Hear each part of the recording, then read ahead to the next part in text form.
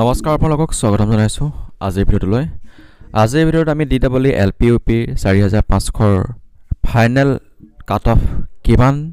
যাব পাৰে তাৰ বিষয়ে সবিশেষ আলোচনা কৰিম। আজিৰ ভিডিঅ'টো সকলোৰে বাবে যিসকল unreserved OBC, SC, ST plain, ST hill, T tribe and PWD সকলো প্ৰাৰ্থীৰ ক্ষেত্ৰত বা সকলো কেটেগৰীৰ ক্ষেত্ৰত অভাৰঅল ফাইনেল কাট অফটো কিমান কমিব পাৰে, কিমান নম্বৰ পালে এজন প্ৰাৰ্থীয়ে নিযুক্তি লাভ কৰিব এই কেটেগৰীখিনিৰ unreserved OBC, SC, ST plain, ST hill, T tribe আমি গোটেইখিনি কেটেগৰীৰ অভাৰঅল এটা আপোনালোকক কাট অফৰ ধাৰণা দিবলৈ চেষ্টা কৰিম। আপোনালোকে ভিডিঅ'টো সম্পূৰ্ণকৈ চাই থাকিব, স্কিপ নকৰাকৈ চাব। এইখিনিতে এটা অনুৰোধ, যিসকলে আজি আমাৰ চেনেলটো নতুনকৈ চাইছে আপোনালোকে আজি আমাৰ চেনেলটো ছাবস্ক্ৰাইব কৰি ল'ব নাপাহৰিব। আমাৰ চেনেল শিক্ষক নিযুক্তি সম্বন্ধীয় বিভিন্ন খা খবৰ দিয়াৰ উপৰি প্ৰিপেৰেশ্যনৰ ভিডিঅ'সমূহ আমি অতি কম সময়তে দিবলৈ চেষ্টা কৰোঁ। সেয়ে আপোনালোকে ছাবস্ক্ৰাইব কৰি ল'লে কিছু পৰিমাণৰ হ'লেও লাভান্বিত হ'ব। আহকচোন আজি ভিডিঅ'টোৰ মূল কথাখিনিলৈ আগবাঢ়োঁ। ইতিমধ্যে আমি কাট অফৰ যথেষ্টখিনি ভিডিঅ' দিছোঁ আৰু ভিডিঅ'সমূহত যথেষ্ট সংখ্যক কেণ্ডিডেটে তেওঁলোকৰ কাট অফৰ এটা ধাৰণা দিবলৈ কমেণ্ট কৰি থাকে আৰু যিসকল কেণ্ডিডেটে ইতিমধ্যে 4500 পদৰ বিপৰীতে আবেদন কৰিছে তেওঁলোকৰ অনুৰোধ মৰ্মে আমি আজি ভিডিঅ'টো লৈ আহিছোঁ সকলোৰে বাবে। বিশেষকৈ LPৰ ক্ষেত্ৰত কাট অফ কিমান কমিব পাৰে, কিমান নম্বৰ পালে এজন প্ৰাৰ্থীয়ে নিযুক্তি লাভ কৰিব আৰু কিমান নম্বৰ থকা প্ৰাৰ্থীসকল ছেফ হ'ব কেটেগৰী ৱাইজ, ডিষ্ট্ৰিক্ট ৱাইজ বা মিডিয়াম ৱাইজ। আমি বিশেষকৈ আজি কেটেগৰী ৱাইজ অভাৰঅল এটা কাট অফৰ আপোনালোকক ধাৰণা দিবলৈ চেষ্টা কৰিম LPৰ বাবে। ইতিমধ্যে 5550টা পদৰ বিপৰীতে নিযুক্তি হৈ গৈছে। তাত যথেষ্ট সংখ্যক ইতিমধ্যে নিযুক্তি লাভ কৰিবলৈ সক্ষম হৈছে। তাত চিটেটৰ এটা নতুন বেটছ আছিলে আৰু অসম টেটৰ দুটা বেটছ আছিলে বা তিনিটা বেটছ আছিলে আৰু টেটৰ পৰা 85% ধৰি যিটো চিলেকশ্যন কৰাৰ যিটো প্ৰক্ৰিয়া সেই প্ৰক্ৰিয়াটো প্ৰথমবাৰৰ বাবে হৈছিলে 5500 আৰু 4500ৰ বিপৰীতে দ্বিতীয়বাৰৰ বাবে এনেকুৱা ধৰণৰ নিযুক্তি প্ৰক্ৰিয়া হ'বলৈ গৈ আছে। LPUPৰ ক্ষেত্ৰত টেটৰ নাম্বাৰক প্ৰাধান্য দিয়া হৈছে। সকলো ফালৰ পৰা চালি জাৰি চাই আমি এটাই কথা আপোনালোকক ক'ব ওলাইছোঁ যে DEE LPUPৰ 4500 পদৰ বিপৰীতে তিনিটা চিটেটৰ বেটছ আছে আৰু তিনিটা চিটেটৰ বেটছৰ বাবে ইমানো বেছি কাট অফ নাযায়। অভাৰঅল DEE LPUPৰ 5500 পদৰ নিচিনাই কাট অফ যোৱাৰ যথেষ্টখিনি সম্ভাৱনা আছে। যিহেতু ইতিমধ্যে 5550টা পদৰ বিপৰীতে কেইবাটাও চিটেটৰ বেটছ আছিলে আৰু অসম টেটৰ দুটা বেটছ আছিলে আৰু যিসকলৰ টেটৰ মাৰ্ক বহুত ভাল আছিলে কিন্তু একাডেমিক্স মাৰ্কছৰ বাবে ৰৈ যাব লগা যিসকল প্ৰাৰ্থী তেওঁলোকে ইতিমধ্যে 5550টা পদৰ বিপৰীতে নিযুক্তি লাভ কৰিবলৈ সক্ষম হৈছে। তাৰপিছত এতিয়া যিটো 4500 পদৰ বিপৰীতে কোনসকল প্ৰাৰ্থী থাকি গ'ল, নতুন প্ৰাৰ্থী বা টেটত বেছি মাৰ্কছ থকা প্ৰাৰ্থী, সেইসকল থাকিল মাথো যিসকলে লাষ্ট তিনিটা চিটেট দিছিলে, চিটেটৰ তিনিটা বেটছ থাকিলে আৰু চিটেটৰ তিনিটা বেটছৰ পৰা ইমানো বেছি কেণ্ডিডেট নোলায়। বিশেষকৈ চিটেটৰ ক্ষেত্ৰত চিটেট এক্সামটো ক্লিয়াৰ কৰাটোৱে বহুত টান হৈ পৰে আৰু চিটেট এক্সামত ভাল স্ক'ৰ কৰাটো ইমানো সহজ নহয়। 100+ কেণ্ডিডেট খুব কম থাকিব কিন্তু কিছুমান কেণ্ডিডেটে 120, 130 পৰ্যন্ত পায় কিন্তু তেনেকুৱা বেছি নম্বৰ থকা কেণ্ডিডেট খুব কম থাকিব। বিশেষকৈ নতুন প্ৰক্ৰিয়াটোৰ যোগেদি যিসকল ৰিজাৰ্ভ প্ৰাৰ্থী তেওঁলোক যথেষ্টখিনি লাভান্বিত হ'ব। আমি আগৰ পৰাই কৈ আছোঁ আৰু এতিয়াও কৈছোঁ 4500 পদৰ বিপৰীতো কাট অফ ইমানো বেছি নাযায়। আমি এতিয়া আপোনালোকক এটা ধাৰণা দিব ওলাইছোঁ। বিশেষকৈ আমি প্ৰথমতে তলৰ পৰাই আহিছোঁ যিখিনি কেটেগৰী সেই কেটেগৰীৰ ভিতৰত PWDৰ প্ৰায় সকলো প্ৰাৰ্থীয়ে নিযুক্তি লাভ কৰিবলৈ সক্ষম হ'ব আৰু PWDৰ ক্ষেত্ৰত প্ৰত্যেকবাৰ ৰিক্ৰুইটমেণ্টতে তেওঁলোকৰ বিপৰীতে পষ্ট কিছুমান খালী হৈ থাকি যায় কাৰণ তাত ইমান কেণ্ডিডেট নাথাকে। আৰু তাৰপিছত আহিলোঁ ST হিলৰ বিপৰীতো যিমান কেণ্ডিডেট আছে টেটৰ উত্তীৰ্ণ সকলোৱে নিযুক্তি লাভ কৰিবলৈ সক্ষম হ'ব।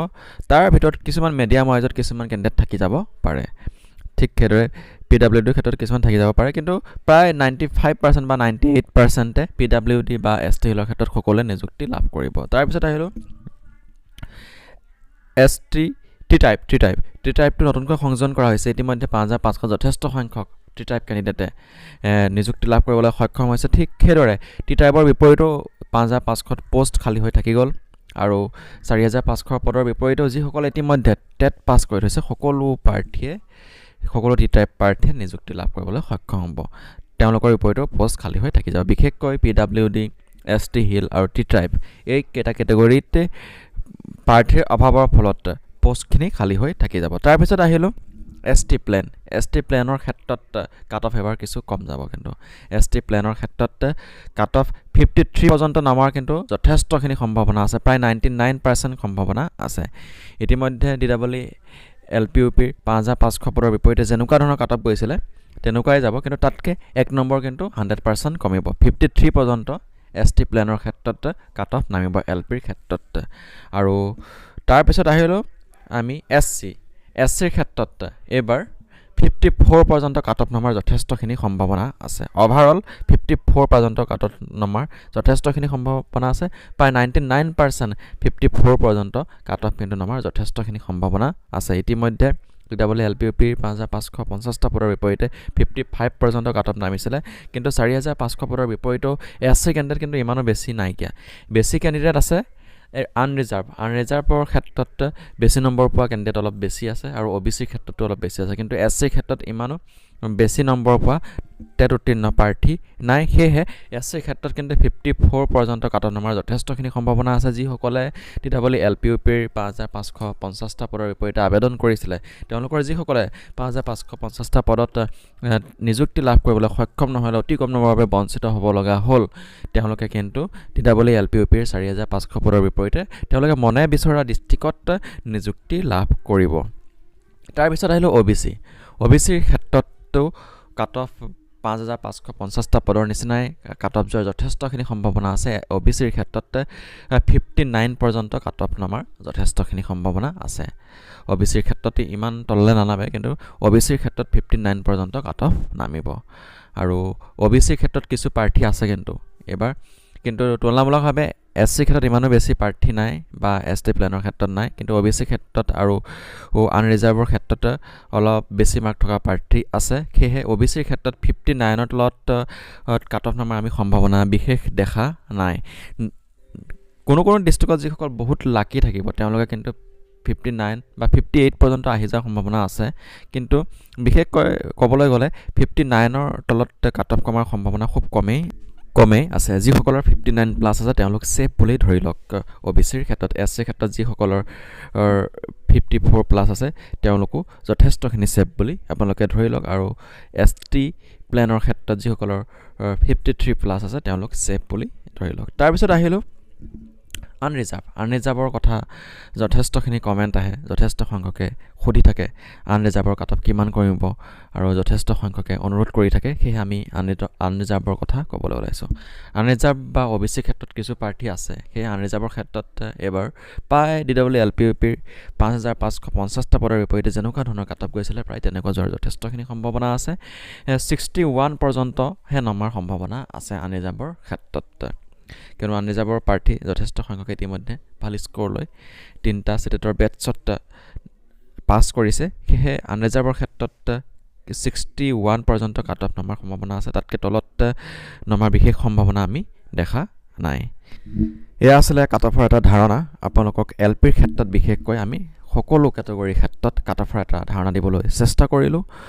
আমি বিভিন্ন ধৰণে চালি জাৰি চাই আপোনালোকৰ বাবে ভিডিঅ'টো প্ৰস্তুত কৰিছিলোঁ আমি পৰৱৰ্তী সময়ত আপোনালোকক ডিষ্ট্ৰিক্ট ৱাইজ কাট অফৰ এটা ধাৰণা দিবলৈ চেষ্টা কৰিম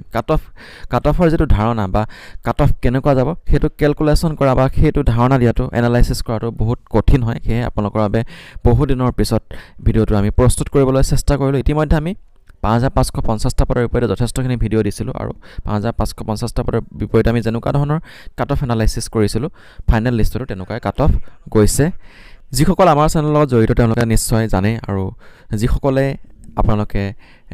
আমাৰ চেনেলত জড়িত নহয় আপোনালোকেও অপেক্ষা কৰক নিশ্চয় আপোনালোকে গম পাব বা আমাৰ আগৰ ভিডিঅ'খিনি চালে গম পাব কেনেকুৱা ধৰণৰ কাট অফ গৈছিলে ফাইনেল যিখন কাট অফ লিষ্ট DWE LPUPৰ 5550টা পদৰ বিপৰীতে আৰু লগতে আমাৰ ভিডিঅ'সমূহ চালে গম পাব আমি কোৱাৰ দৰে প্ৰায় কাট অফ গৈছিলে আৰু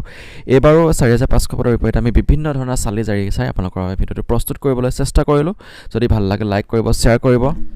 লগতে আজি আমাৰ চেনেলটো ছাবস্ক্ৰাইব কৰি ল'ব নাপাহৰিব আজিলৈ ভিডিঅ'টো ইমানতে সামৰণি মাৰিছোঁ ধন্যবাদ